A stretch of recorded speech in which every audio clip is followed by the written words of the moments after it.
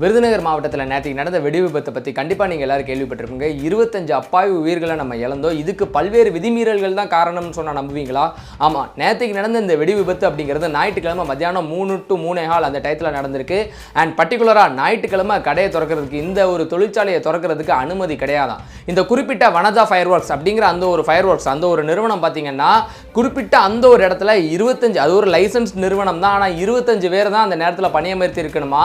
ஆனால் நேற்றுக்கு கிட்டத்தட்ட 33க்கும் அதிகமான பேர் அந்த இடத்துல பணியமர்த்தப்பட்டிருக்காங்க. அது மட்டும் இல்லாமல் கெமிக்கல் மிக்சிங், அதில் அந்த ரசாயன கலவை ஏற்படும் போது தான் அது மூலயமா ஸ்பார்க் ஆகி இந்த வெடி விபத்து ஏற்பட்டிருக்கும்னு சொல்கிறாங்க. ஆனால் இந்த கெமிக்கல் மிக்சிங் இருக்குல்லையா, இது பண்ணுறதுக்கு காலையில் 8 to 10 அப்படிங்கிற டைம் லிமிட் உண்டான். ஆனால் இந்த வெடி விபத்து நடந்த நேரம் மத்தியானம் 3லேருந்து 3:15 மணி.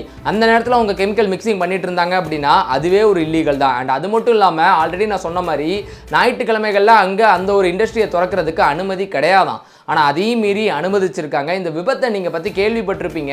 பல உயிர்களை அவங்களால அது ஆனா பெண்ணான அடையாளம் காண முடியாத அளவுக்கு, அது யார் என்னென்னு அடையாளம் காண முடியாத அளவுக்கு செதறி போய் உயிரிழந்திருக்காங்க. அண்ட் கலெக்டர் அவரோட இன்டர்வியூ கொடுத்துட்டு இருக்கும்போதே கலெக்டர் சொல்கிறாரு, ஆக்சுவலாக சண்டே இன்னைக்கு ஓப்பன் பண்ணியிருக்கக்கூடாது, ஆனால் ஓப்பன் பண்ணியிருக்காங்க, ஃபர்தர் இன்வெஸ்டிகேஷன் போயிட்டு இருக்கு, நாங்கள் சொல்லுவோம்னு சொல்லி.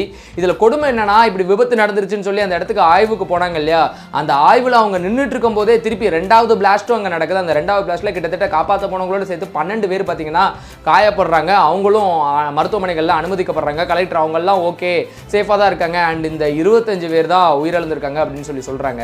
ஸோ இதை பற்றி நீங்கள் என்ன நினைக்கிறீங்க? இன்னமும் மருத்துவமனையில் சிலர் சீரியஸாக இருக்காங்க. அண்ட் முக்கியமாக இந்த விருதுநகர் மாவட்டத்தில், அதுவும் சிவகாசியில் நீங்கள் எடுத்துக்கிட்டிங்கன்னா, இது லிட்டில் ஜப்பான் சொல்கிற வரைக்கும் இந்த வெடிப்பொருட்கள் தயாரிக்கக்கூடிய ஒரு இடமா இருக்குது. அண்ட் இங்கே விபத்து அப்படிங்கிறது நம்மளுக்கு புதுசு கிடையாது. ஒரு வாரம் முன்ன ஒரு விபத்து நம்ம பார்த்தோம். அப்படியே போன வருஷம் எடுத்துக்கிட்டிங்கன்னா விபத்துகள் அடுக்கடுக்காக வரிசையாக நடந்துக்கிட்டே இருக்குது. இதுக்கு பல்வேறு தொழிற்சாலைகள் அங்கே உள்ளவங்க பல்வேறு விதிமீறல்களில் ஈடுபடுறது தான் காரணம். ஸோ அரசாங்கம் இதுக்கு என்ன நடவடிக்கை எடுக்க போகிறாங்க, நீங்கள் என்ன நினைக்கிறீங்க இந்த விபத்தை பற்றின்னு சொல்லி கீழே கண்டிப்பாக கமெண்ட் செக்ஷன் சொல்லுங்கள்.